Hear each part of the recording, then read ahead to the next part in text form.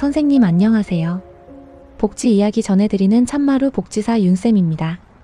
오늘은 기분 좋은 얘기부터는 못하겠습니다.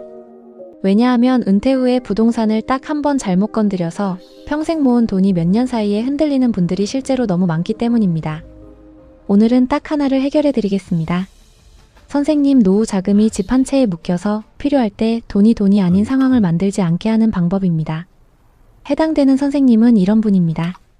퇴직금이나 목돈이 손에 들어왔고 이제는 잃지 않는 게 목표인 50대 후반, 60대, 70대 초반 선생님이 해당됩니다. 월세 받으면 생활비가 되겠지 싶어서 수익형 부동산을 고민하는 분도 해당됩니다. 지방 신축이 싸 보이거나 재건축은 언젠가 되겠지 싶어서 노후 아파트를 보고 있는 분도 해당됩니다. 반대로 30대처럼 실패해도 다시 벌 시간이 충분한 분들이라면 오늘 내용은 참고만 하셔도 됩니다. 오늘은 3가지만 가져가시면 됩니다. 첫째, 은퇴 후에 특히 위험해지는 부동산이 무엇인지 딱 3종류로 정리해드립니다. 둘째, 이건 사지 마세요가 아니라 계약서 보기 전에 걸러낼 수 있는 위험 신호를 선생님 언어로 만들어드립니다. 셋째, 이미 마음이 기울었을 때도 되돌릴 수 있게 지금 당장 안전장치를 어떻게 세우는지 오늘 할 일로 끝냅니다. 여기서 윤쌤 결론부터 먼저 말씀드리겠습니다. 60대 이후의 부동산은 투자가 아니라 안전입니다. 돈을 버는 것보다 내 돈을 지키는 게 우선입니다. 이 말이 잔소리처럼 들리면 그게 정상입니다. 그만큼 시장이 돈 벌게 해준다는 말로 사람을 흔들어 놓는 구간이 많기 때문입니다. 실제로 이런 이야기를 들었습니다. 퇴직하고 목돈이 3억 8천만 원 정도 있었는데 몇 년 뒤 통장 잔고가 2자리만 남아버린 분이 있었어요. 그분이 게을러서가 아닙니다. 사기를 당하려고 당한 것도 아닙니다. 딱 하나, 노후에 하면 위험한 부동산의 전형을 건드렸고 거기서 빠져나오는 길이 생각보다 너무 좁았던 겁니다. 여기서 한 줄만 먼저 기억해 주세요. 은퇴 후 실패의 무서움은 손실 금액이 아니라 회복 시간이 없다는 데 있습니다. 이제부터 첫 번째 위험한 부동산으로 들어가겠습니다. 은퇴 후에 특히 조심해야 하는 첫 번째는 지방 소도시의 신축 아파트입니다. 현수막에 1억 할인, 계약금 무이자, 중도금 무이자, 선착순 혜택 같은 문구가 걸리는 곳이 많습니다. 가격이 내려간 것처럼 보이니까 사람 마음이 흔들립니다. 특히 퇴직금이 들어온 직후에는 이왕이면 새 집이라는 마음이 더 커지죠. 여기서 윤쌤이 선생님 편에서 단호하게 말씀드리겠습니다. 지방 신축이 싸 보이는 순간 가격이 아니라 수요부터 보셔야 합니다. 왜냐하면 신축 아파트는 지방이라고 해서 건축비가 확 줄지 않습니다. 철근값, 시멘트값, 인건비는 전국적으로 비슷하게 움직입니다.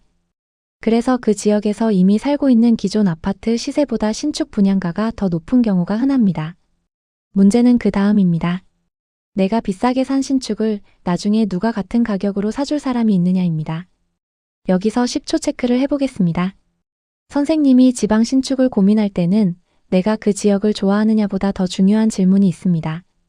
그 지역의 인구가 최근 몇 년간 늘고 있는지 줄고 있는지부터 확인해야 합니다. 그 지역의 일자리가 늘어나는지 줄어드는지도 같이 봐야 합니다. 그리고 전세나 월세를 구하는 실거주 수요가 얼마나 있는지도 확인해야 합니다. 이 3가지 중 하나라도 불안하면 신축은 싸 보이는 게 아니라 위험해지는 경우가 많습니다. 여기까지는 이렇게 기억하시면 됩니다. 지방 신축은 가격이 아니라 사람이 남아있을지부터 확인하는 게임입니다. 그리고 은퇴 후에 지방 신축이 더 위험한 이유가 하나 더 있습니다. 선생님은 집을 오래 들고 갈 수는 있어도 돈이 급할 때 그 집이 현금이 되어줄지를 봐야 합니다. 노후에는 병원비, 간병비, 가족행사, 갑작스러운 이사 같은 돈이 튀어나오는 순간이 있습니다. 그때 팔면 대지가 안 되는 집이 가장 무섭습니다. 사고 나서 아는 사실이 하나 있습니다. 사람이 떠나는 지역에서 집은 급할 때 현금으로 바뀌지 않는 경우가 많습니다. 그래서 윤쌤은 지방 신축을 이렇게 표현합니다. 열쇠 없는 금고에 내 돈을 넣어버리는 선택이 될 수 있습니다. 두 번째로 은퇴 후에 특히 조심해야 하는 부동산은 대출을 많이 끼고 사는 수익형 부동산입니다.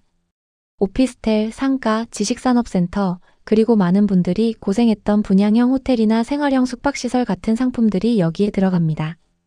이 부류의 공통점은 딱 하나입니다. 월세가 월급처럼 들어올 거라는 기대를 팔아서 대출까지 끌어오게 만든다는 점입니다. 선생님, 월세가 들어오는 부동산이 다 나쁜 건 아닙니다. 문제는 대출을 끼고 은퇴 직후에 생활비 목적으로 들어갈 때 위험이 폭발한다는 겁니다. 왜 폭발하냐면 이유가 간단합니다. 공실이 생기는 순간부터 월세가 아니라 이자가 내 월급이 됩니다. 월급이 끊긴 상태에서 이자가 월급이 되면 마음이 먼저 무너집니다. 마음이 무너지면 선택이 급해지고 급해지면 헐값 매도가 나오고 헐값에도 안 팔리면 더 깊게 빠집니다. 여기서 실수 탑3를 짧게 끊어드리겠습니다. 첫 번째 실수는 수익률 보장이라는 말을 고지고대로 믿는 겁니다. 두 번째 실수는 대출이 있어도 월세로 충분히 커버가 된다는 전제를 세우는 겁니다. 세 번째 실수는 공실이 길어져도 버틸 현금이 없는데도 들어가는 겁니다. 이 세 가지가 겹치면 노후 자금이 생활비를 만들어주는 게 아니라 생활비를 빨아먹는 구조로 바뀝니다. 분양형 호텔이나 생활형 숙박시설은 특히 조심하셔야 합니다. 왜냐하면 일반적인 임대차 시장이 아니라 운영사와 계약 구조에 따라 수익이 달라지는 경우가 많고 그 구조가 일반 소비자에게 불리하게 설계된 사례들이 계속 나왔기 때문입니다. 선생님이 나쁘게 투자해서가 아니라 애초에 구조가 복잡하고 정보가 비대칭인 상품은 은퇴 후에 특히 불리합니다. 윤쌤은 이 구간에서는 이렇게 말합니다. 모르면 손해가 아니라 알아도 불리할 수 있는 구조는 피하는 게 맞습니다. 상가도 마찬가지입니다. 홍보할 때는 월세 500, 연 수익률 8% 같은 이야기를 합니다. 그런데 현실에서는 세입자가 1년 만에 나가고 다음 세입자가 안 들어오면 상가는 숫자가 아니라 시간과 싸우게 됩니다. 상가는 한번 공실이 나면 관리비와 이자가 같이 나가고 주변에 공실이 늘면 임대료를 낮춰도 안 나가는 구간이 생깁니다. 특히 신도시나 신축 상권에서는 상가 공급이 한꺼번에 몰리는 경우가 있어서 상권이 성숙하기 전에 경쟁이 먼저 과열되는 일도 생깁니다. 이때 은퇴자의 자금은 실험 비용이 되기 쉽습니다. 여기까지 한 줄만 기억하시면 됩니다.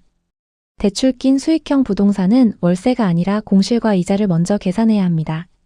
그럼 세 번째입니다. 은퇴 후에 특히 조심해야 하는 세 번째는 재건축을 기대하고 사는 노후 아파트입니다. 이건 앞에 두 개보다 더 위험하게 느껴질 수 있습니다. 왜냐하면 재건축은 그럴듯하거든요. 오래된 아파트고 언젠가는 새 아파트가 되고 시세 차익도 기대할 수 있다고들 말합니다. 이쯤 되면 선생님 마음이 이렇게 움직입니다. 그래도 재건축은 결국 되지 않겠어. 바로 여기서 함정이 시작됩니다. 재건축은 된다 안 된다보다 언제 되느냐가 훨씬 중요합니다. 사업은 최소 10년, 길면 20년을 넘기는 경우도 나옵니다. 선생님이 60세에 들어갔는데 입주가 10년 뒤면 70세입니다. 20년이면 80세입니다. 그 사이에 어떤 일이 생길까요? 이사 문제, 건강 문제, 돌봄 문제, 생활비 문제가 계속 생깁니다. 그리고 그 시간 동안 내 돈이 그 아파트에 묶일 수 있습니다. 더 큰 문제는 분담금입니다. 재건축은 기다리기만 하면 되는 게 아닙니다. 추가로 내야 하는 돈이 생길 수 있고 그 규모가 상황에 따라 커질 수 있습니다. 평형을 넓히면 분담금이 더 커지는 건 물론이고 같은 평형이라도 사업비와 분양가, 조합 운영에 따라 부담이 달라질 수 있습니다. 그리고 그 돈이 준비되지 않으면 결국 또 대출을 고민하게 되고 대출을 끼는 순간 은퇴 후 구조가 다시 흔들리기 시작합니다. 여기서 윤쌤이 아주 현실적으로 말씀드릴게요. 재건축은 기대 수익이 아니라 기다릴 체력과 추가 자금을 묻는 시험지입니다. 그 시험을 노후에 치르기에는 너무 가혹한 경우가 많습니다. 그리고 재건축이 늘 계획대로만 굴러가는 것도 아닙니다. 조합동의 문제, 사업성 문제, 규제 문제, 주민 갈등으로 지연되거나 무산되는 사례도 나옵니다. 그렇게 되면 내 돈은 빠져나오지 못하고 나는 생활비가 필요하고 결국 선택지가 좁아집니다. 그래서 윤쌤은 재건축 투자라는 말을 이렇게 바꿔드리고 싶습니다. 60대의 재건축을 기대하는 건 오늘의 생활비를 내일의 약속에 맡기는 선택이 될 수 있습니다. 여기까지도 한 줄만 기억하시면 됩니다. 재건축은 돈을 버는 이야기가 아니라 시간과 현금 흐름을 버틸 수 있느냐의 이야기입니다. 자, 그러면 선생님이 이렇게 물으실 수 있습니다. 그럼 은퇴 후에는 집을 아예 사면 안 되나요? 아닙니다. 집은 사셔도 됩니다.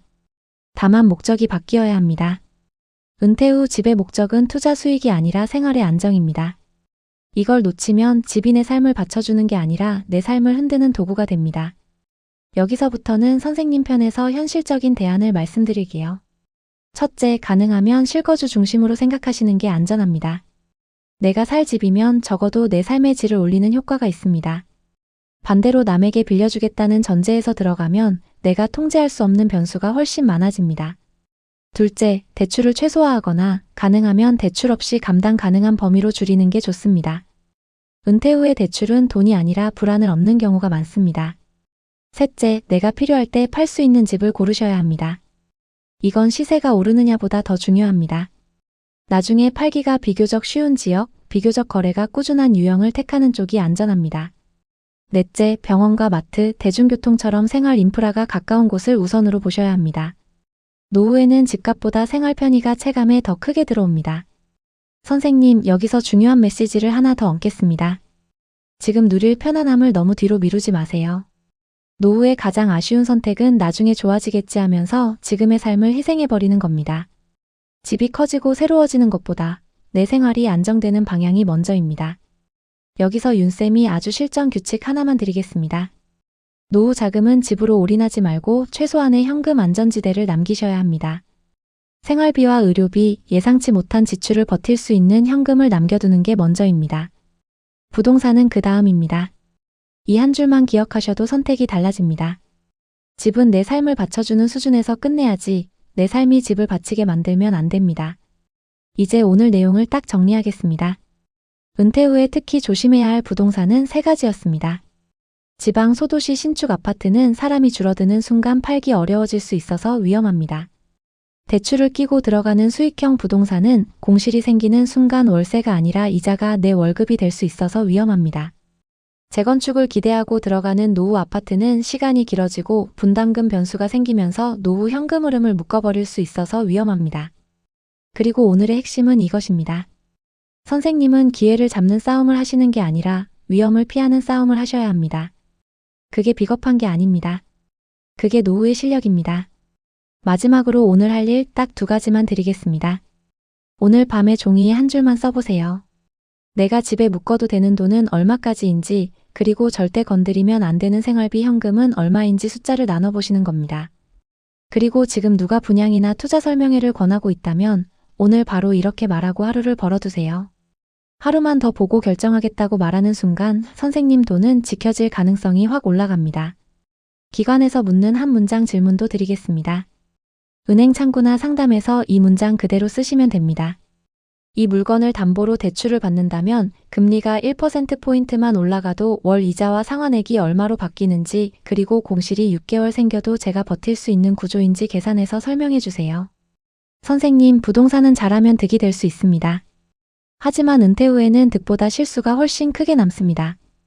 오늘은 돈 버는 이야기가 아니라 선생님 돈을 지키는 이야기로만 정리해 드렸습니다. 지금까지 참마루 복지사 윤쌤이었습니다. 고맙습니다.